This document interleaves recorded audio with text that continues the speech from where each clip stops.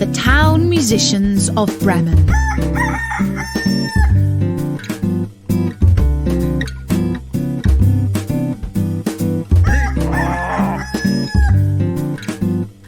Hello, this is Natasha, and Prince Bertie the Frog has asked me to tell you a tale about 4 animals who ran away to form a band and play music.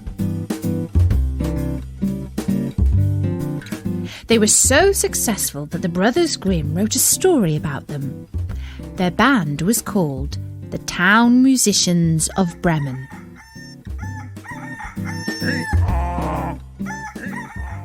A certain man had a donkey, which had carried the corn sacks to the mill loyally for many a long year. But his strength was going, and he was growing more and more unfit for work. Then his master began to wonder if it was worth his while keeping this old donkey much longer. The donkey, seeing that no good wind was blowing, ran away and set out on the road to Bremen. "There," he thought, "I can surely be town musician." When he had walked some distance, he found a dog lying on the road, gasping like one who had run till he was tired. "What are you gasping so for, you big fellow?" asked the donkey. "Ah," replied the dog, "as I am old and daily grow weaker and can no longer hunt, my master wanted to kill me, so I ran away. But now how am I to earn my bread?" "I'll tell you what," said the donkey.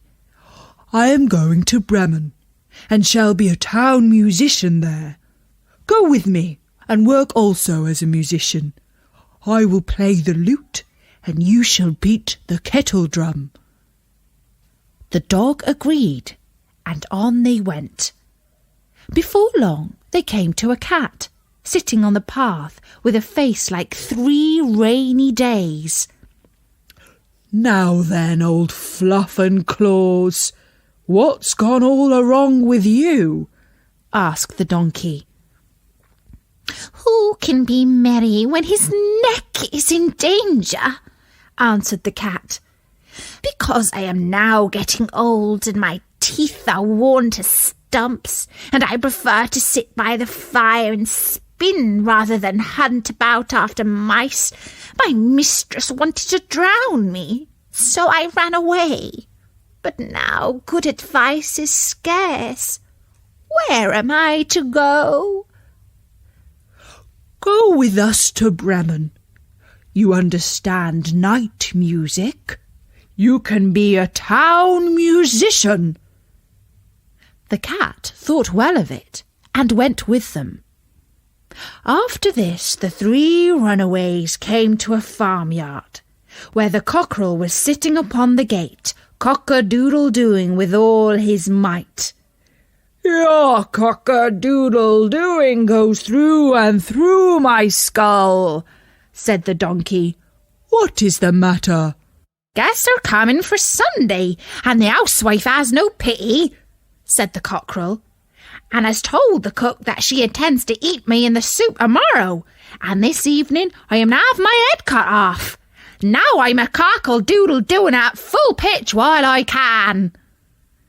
"Ah, you red-headed bird," said the donkey, "you had better come away with us. We are going to Bremen. You can find something better than death everywhere.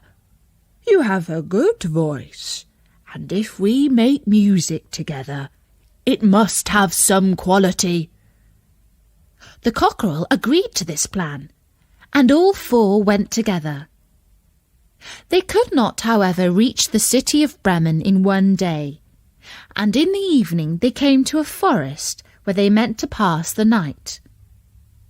The donkey and the dog laid themselves down under a large tree, and the cat and the cockerel settled themselves in the branches. But the cockerel flew right to the top, where he was most safe. Before he went to sleep, he called out to his companions that there must be a house not far off, for he saw a light. The donkey said, "If so, we had better get up and go on, for the shelter here is bad." The dog thought that a few bones with some good meat would do him good too. So they moved further on, and soon saw the light shine brighter and grow larger, until they came to a well-lit robber's house. The donkey, as the biggest, went to the window and looked in. "What do you see, my grey horse?" asked the cockerel. "What do I see?" answered the donkey. "A table covered with good things to eat and drink, and robbers sitting at it enjoying themselves." "That would be the sort of thing for us," said the cockerel. Yes. Oh, how I wish we were there," said the donkey. Then the animals put their heads together and schemed how best to win an invitation to come inside and join the robbers at the table. Come, my friends," said the donkey. "We are musicians, so let us sing for our supper." So they began to perform their music together.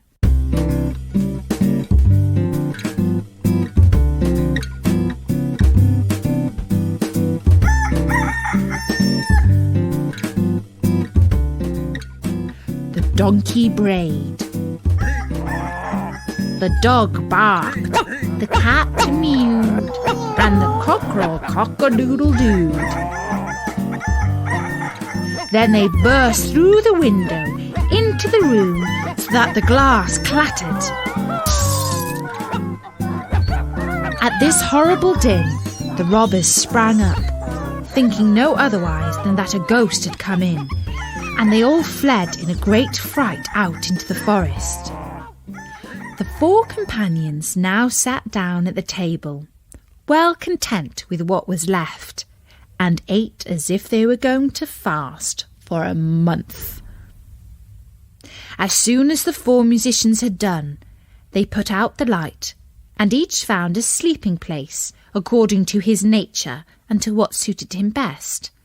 The donkey laid himself down upon some straw in the yard, the dog behind the door, the cat upon the hearth near the warm ashes, and the cockerel perched himself upon a beam on the roof, and being tired from their long walk, they soon went to sleep.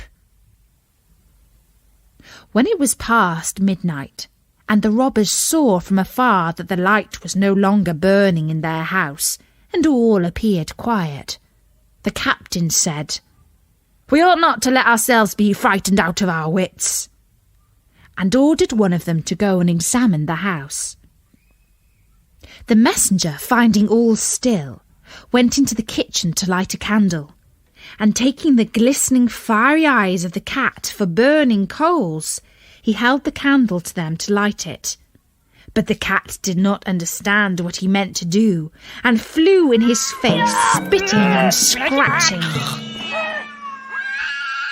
He was dreadfully frightened, and ran back to the door, but the dog, who lay there, sprang up and bit his leg, and as he ran across the yard by the straw heap, the donkey gave him a smart kick with its hind foot. The cockerel too, which had been awakened by the noise, and had become lively, cried down from the beam, "Cock-a-doodle-doo!" Then the robber ran back as fast as he could to his captain and said, "Oh, there is a horrible witch sitting in the house, who spat on me and scratched my face with her long claws. And by the door stands a man with a knife, who stabbed me in the leg. And in the yard there lies a monster, who beat me with a wooden club.